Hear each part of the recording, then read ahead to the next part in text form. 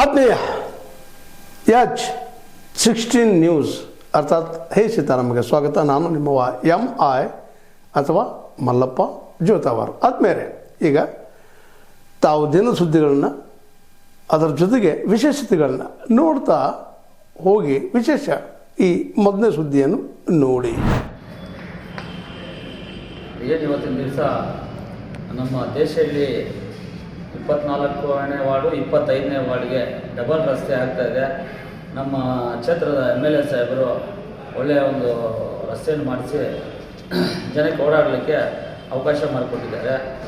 ತುಂಬ ದಿವಸದಿಂದ ನಮ್ಮ ಮರಾಠ ಜನಾಂಗ ದೇಶದಲ್ಲಿದ್ದು ನಮ್ಮದೊಂದು ಕೋರಿಕೆ ಇದೆ. ಇದಕ್ಕೆ ಮುಂಚೆನೂ MLA ಸಾಹೇಬರಿಗೆ ಒಂದು ಕೋರಿಕೆ ಇಟ್ಟಿದ್ರಿ. ದೇಶದಲ್ಲಿ ಏನು ಡಬಲ್ ರಸ್ತೆ ಆಗ್ತಾಯಿದೆ, ರಸ್ತೆಗೆ ಛತ್ರಪತಿ ಶಿವಾಜಿ ರಸ್ತೆ ಅಂತ ಒಂದು ನಾಮಕರಣ ಮಾಡಬೇಕಂತೇಳಿ MLA ಅವ್ರಿಗೆ ಮತ್ತು ತಹಸೀಲ್ದಾರ್ಗೆ DC ಅವ್ರಿಗೆಲ್ಲನೂ ಒಂದು ಮೆಮೊರಾಂಡಮ್ ಕೊಟ್ಟು ನಮ್ಮ ಒಂದು ದೇಶದಲ್ಲಿ ಈಗ ಒಂದು ಹೆಸರು ಒಂದು ನಾಮಕರಣ ಮಾಡಬೇಕಂತ ಇದು ಮಾಡಿದ್ದೀರಿ. ಅದೇ ರೀತಿಯಲ್ಲಿ ಪುರಸಭೆಗೆ ಇವತ್ತು ಬಂದು ನಮ್ಮ ಏನಿದೆ ನಮ್ಮ ಕುಲಬಾಂಧವರು ಅಧ್ಯಕ್ಷರು ಉಪಾಧ್ಯಕ್ಷರು ಎಲ್ಲರೂ ಬಂದು ಮುಖ್ಯ ಅಧಿಕಾರಿಗಳು ಪುರಸಭೆಯಲ್ಲೂ ಒಂದು ಮೆಮೊರಾಂಡಮ್ ಕೊಟ್ಟು ಈ ರೀತಿ ನಮ್ಮ ಬೇಡಿಕೆಯನ್ನು ಈಡೇರಿಸಬೇಕೆಂದು ಅವರಲ್ಲಿ ಮನವಿ ಮಾಡಿ ಒಂದು ಇದು ಮಾಡಿಕೊಟ್ಟಿದ್ದೀರಿ. ಅದೇ ರೀತಿಯಲ್ಲಿ ನಮ್ಮ MLA ಸಾಹೇಬರು ನಮಗೆ ಇದಕ್ಕೆ ಮುಂಚೆನೂ ಮಾತು ಕೊಟ್ಟಿದ್ದಾರೆ. ಆ ರಸ್ತೆಗೆ ಛತ್ರಪತಿ ಶಿವಾಜಿ ರಸ್ತೆ ಹಿಡಿತೀನಿ, ಆದಷ್ಟು ನಾನು ಪ್ರಯತ್ನ ಪಟ್ಟು ನಿಮಗೆ ಮಾಡಿಕೊಡ್ತೀನಿ ಅಂತ ಮಾತು ಕೊಟ್ಟಿದ್ದಾರೆ. ಕೆಲವೊಂದು ಇದು ನಮ್ಮ ದೇಶಕ್ಕೆ ಬಂದಾಗ ಯಾವುದೇ ಒಂದು ಇದರಲ್ಲಿ ಫಂಕ್ಷನ್ಗಳಲ್ಲೇ ನಾವು ಕೇಳಿದಾಗ ನಮಗೆ ಒಂದು ಭರವಸೆ ಕೊಟ್ಟಿದ್ದಾರೆ. ಈಗಲೂ ನಮ್ಗೆ ಮಾಡಿಕೊಡ್ತಾರೆ ಅನ್ನೋ ಒಂದು ಭರವಸೆ ಇದೆ. ದಯವಿಟ್ಟು ನಮ್ಮ MLA ಸಾಹೇಬರು ನಮಗೆ ಅದೊಂದು ನೆರವೇರಿಸಿಕೊಡ್ಬೇಕಾಗಿ ಅವರಲ್ಲಿ ನಾವು ಕೋರ್ಕೊಳ್ತಾ ಇದ್ದೀವಿ.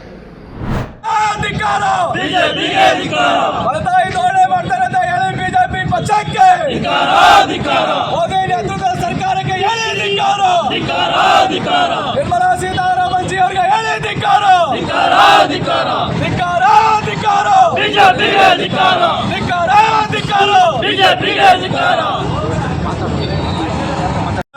2026-27ನೇ ಸಾಲಿನ ಒಂದು ಬಜೆಟನ್ನು ಜನವಿರೋಧಿ ಬಜೆಟನ್ನು ಮಂಡಿಸಿದೆ. ಈ ಒಂದು ಬಜೆಟ್ ಕರ್ನಾಟಕಕ್ಕೆ ತುಂಬ ಅನ್ಯಾಯ ಮಾಡಿದೆ. ಅದರಲ್ಲೂ ನಮ್ಮ ಕೋಲಾರ ಜಿಲ್ಲೆಗೆ ಯಾವುದೇ ರೀತಿಯಾದ ಒಂದು ಕೊಡುಗೆಗಳನ್ನು ನೀಡದೆ ಮಲತಾಯಿ ಧೋರಣೆ.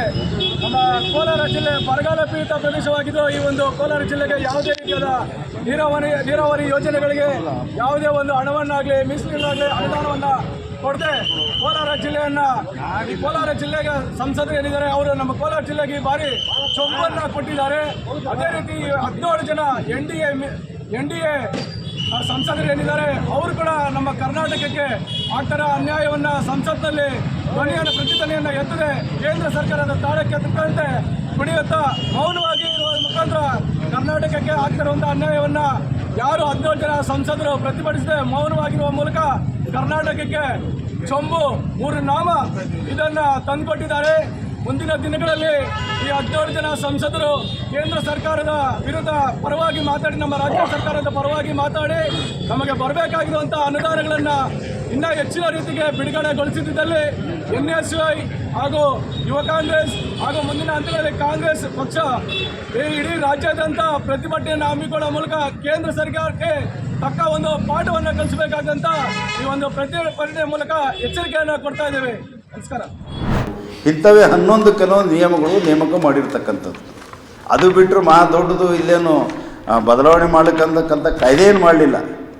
ಹಾಗಾಗಿ ಇದು ಎಲ್ಲನೂ ಕೂಡ ನಾವು ಪ್ರತಿಭಟಿಸಿ ಮತ್ತು ಕೇಂದ್ರ ಸರ್ಕಾರ UGC ಮುಖಾಂತರ ಇಂಥ ಒಳ್ಳೆಯ ಒಂದು ನಿಯಮಗಳನ್ನು ತಂದಿರತಕ್ಕಂಥದ್ದನ್ನು ಸ್ವಾಗತಿಸಿ ಅದ್ರ ಜೊತೆಗೇ ಈಗಾಗಲೇ ಈ UGCಗೆ ತಂದಿರತಕ್ಕಂಥ ನಿಯಮಾವಳಿಗಳಿಗೆ ಏನು ಸುಪ್ರೀಂ ಕೋರ್ಟ್ನಲ್ಲಿ ಏನು ತಡೆಯಾಜ್ಞೆ ಇದೆ ಆ ತಡೆಯಾಜ್ಞೆಯನ್ನು ತೀವ್ರವಾಗಿ ಅದನ್ನು ಊರ್ಜಿತಗೊಳಿಸುವಂಗೆ ಕೇಂದ್ರ ಸರ್ಕಾರ ಮುತುವರ್ಜಿ ವಹಿಸಬೇಕು ಅಂತೇಳಿ ಒತ್ತಾಯಿಸಿ ಮತ್ತು SC STಗಳಿಗೆ OBCಗಳಿಗೆ ಮತ್ತು ಅಂಗವಿಕಲರಿಗೆ ಮತ್ತು UM WM ಅಂದರೆ ವೀಕರ್ ಸೆಕ್ಷನ್ಸ್ಗಳಿಗೆ ಇವರೆಲ್ಲರೂ ಕೂಡ ತಂದಿರತಕ್ಕಂಥ ನಿಯಮಾವಳಿಗಳನ್ನು ಕೂಡಲೇ ಕೇಂದ್ರ ಸರ್ಕಾರ ಜಾರಿಗೆ ತರಬೇಕು ಅಂತ ಒತ್ತಾಯಿಸಿ ಕರ್ನಾಟಕ ರಾಜ್ಯ ದಲಿತ ಸಂಘರ್ಷ ಸಮಿತಿ ರಾಜ್ಯದಾದ್ಯಂತ ಎಲ್ಲ ಜಿಲ್ಲಾ ಕೇಂದ್ರಗಳಲ್ಲಿ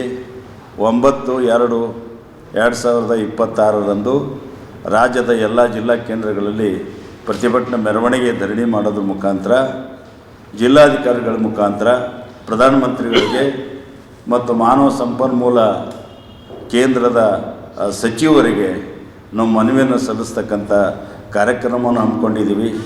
ಇಂಥ ಒಳ್ಳೆಯ ಒಂದು ಕಾರ್ಯಕ್ರಮಕ್ಕೆ ಮತ್ತು ನಿಜವಾದಂಥ ದಲಿತ ಹಿಂದುಳಿದ ಅಲ್ಪಸಂಖ್ಯಾತರ ಬಡವರ ಒಂದು ಏಳಿಗೆಗೆ ತಂದಿರತಕ್ಕಂಥಕ್ಕೆ ಪ್ರಗತಿಪರರು ಮತ್ತು ಎಲ್ಲ ವಿದ್ಯಾರ್ಥಿ ಸಮೂಹಗಳು ಎಲ್ಲರೂ ಕೂಡ ಇದಕ್ಕೆ ಸಹಕರಿಸಬೇಕು, ಪಾಲ್ಗೊಳ್ಳಬೇಕು ಅಂಥೇಳಿ ತಮ್ಮ ಮೀಡಿಯಾ ಮುಖಾಂತರ ನಾನು ವಿನಂತಿಸ್ಕೊಳ್ತೀನಿ.